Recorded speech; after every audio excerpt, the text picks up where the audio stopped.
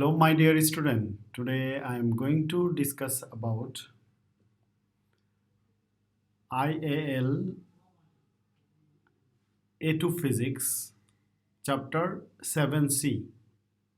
Chapter 7C,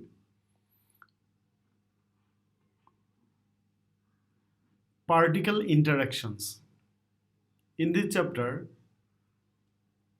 we will learn E equal to delta m c square. E is the energy and delta m is the mass difference or mass defect, and c square is the speed of light, square of speed of light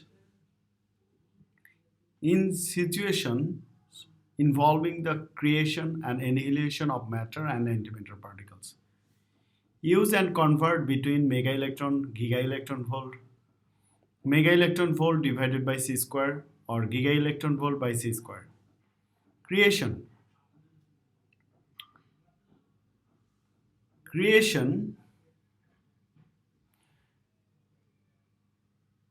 The implication from most creation stories is that from nothing the material of the earth was brought into being by an unexplained entity. So, from nothing, the material of the earth was brought into being an unexplained entity. This is the story of the creation of our universe. One of the Einstein's most important theories suggests exactly this. Matter can appear where previously there was nothing but energy. So, energy can be disappeared and produces matter and antimatter, that means particle antiparticle. This is called creation. So, matter and energy are regularly interchanged in the universe according to his well-known equation E equal to mc square. E equal to delta m into c square. So here E is the equivalent energy, delta m is the mass difference or mass defect, and c is the speed of light. So if we multiply the mass difference delta m by square of the speed of light, then we get the equivalent energy. In this equation, multiplying the mass of an object by the square of the speed of light gives the equivalent amount of energy. So this is the equation. So a suitable quantity of energy, such as gamma ray photon, particle can spontaneously appear. Particles, that means matter and antimatter, particle and antiparticle can spontaneously appear, and the energy disappears from existence. This is so common in the universe that it should not surprise us. The reason it does is this event only happen on a subatomic scale. So we cannot detect them without complex machines. On the other hand, annihilation. Annihilation is the opposite phenomenon of creation. So what is annihilation? Matter can appear spontaneously through conversion from the energy. In the same way, energy can appear through the disappearance of mass. So when any particle and antiparticle interacts with each other, then there produces photon energy. This phenomenon is known as annihilation. So in both reaction, the sum of the masses of all matter involved before the reaction is greater than the sum of all mass afterwards. This mass difference is delta m, mass defect. this mass difference is converted into energy. The nuclear power station, we extract this energy as heat and use it to spin turbines to generate electricity. So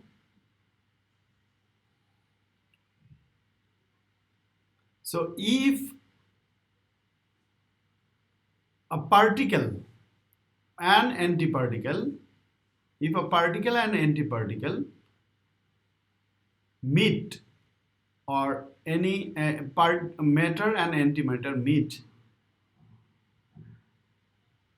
they will disappear to be replaced by the equivalent of energy.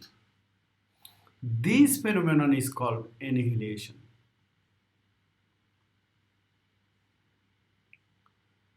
So look at the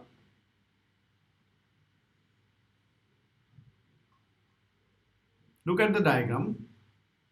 So in Starship Enterprise, in science fiction, the Star Trek annihilation reactor could not be used as the power source on the Earth, as the antimatter exists so rarely.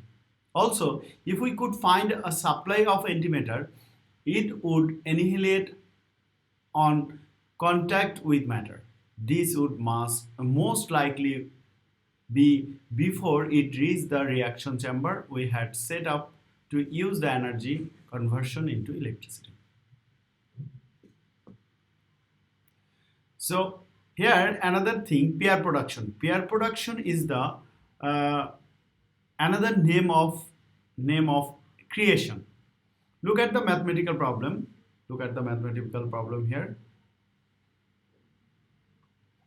Here, worked example. There is a worked example. A gamma ray photon converts into an electron and a positron.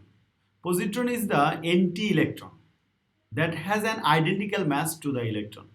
Calculate the frequency of the gamma photon.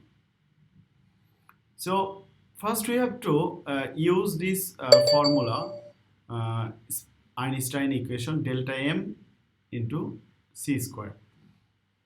Here mass of the electron is 9.11, 10 to the power minus 31 kg, into speed of light 3 into 10 to the power 8 square.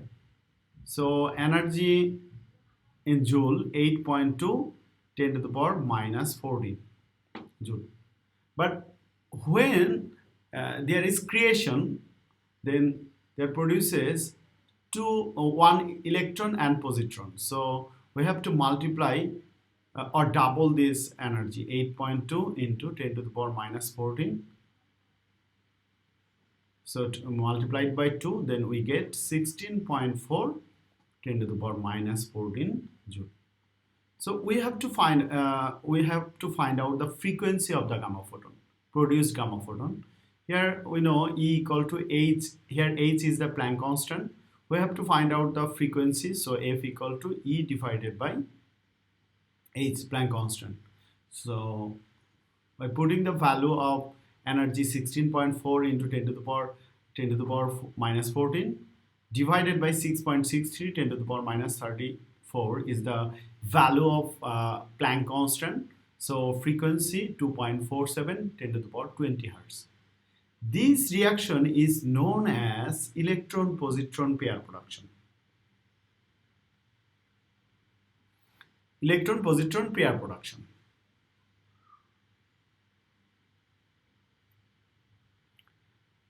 In momentum terms, it's just like an explosion. Initially, only the photon existed, so there was some linear momentum.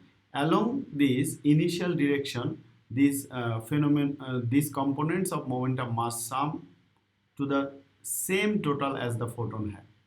Perpendicular to the initial momentum, the electron and positron that we produced must have equal and opposite components of the momentum, so that in this direction it will still total zero afterwards.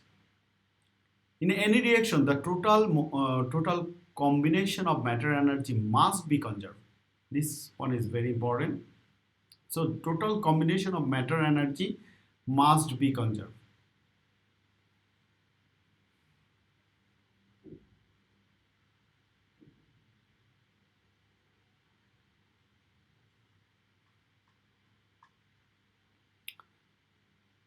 electron volt. Electron volt is a unit of energy. Electron volt is a unit of energy.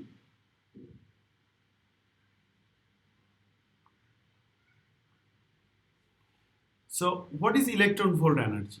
Electron volt energy. The amount of energy gain, amount of kinetic energy gained by an electron when 1 volt potential difference is applied, then that amount energy is known as electron volt energy. So here 1 electron volt. So we know voltage equal to energy divided by charge. So the amount of energy needed to carry 1 unit charge from one point to another point is known as voltage or potential difference. So energy equals to voltage into charge. Here 1 volt is applied, so 1 volt, and charge of electron is 1.6 10 to the power minus 19 coulomb. So unit of energy is joule. 1.6 10 to the power minus 19 joule is the 1 electron volt equivalent energy. So 1 electron volt equal to 1.6 10 to the power minus 19 joule.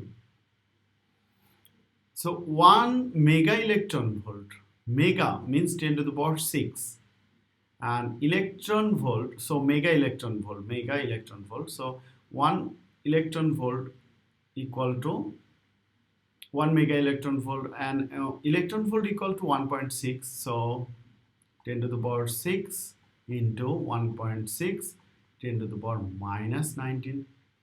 So 1 mega electron volt equal to 1.6 10 to the power minus 13 joule energy. 13 joule energy. So 1 mega electron volt equals to 1.6 10 to the power minus 13 joule. 1 giga electron volt, giga means 10 to the power 9. So at giga electron volt. So 1 giga, so 10 to the power 9, and electron volt 1.6 10 to the power minus 19. So 1.6 10 to the power minus 10 joule energy.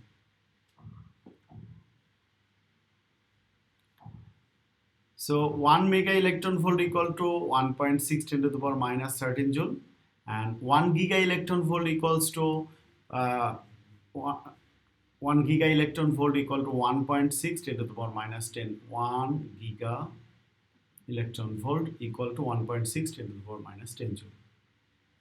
Again, 1 mega electron volt divided by c square means 1.6 10 to the power minus 13 joule divided by 3 into 10 to the power 8 square.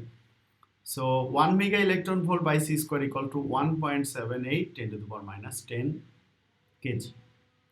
So remember, 1 mega electron volt by c square is the unit of mass. Unit of mass. Okay, no more today. Thank you for watching my video. If you like my video, if it is useful, subscribe my channel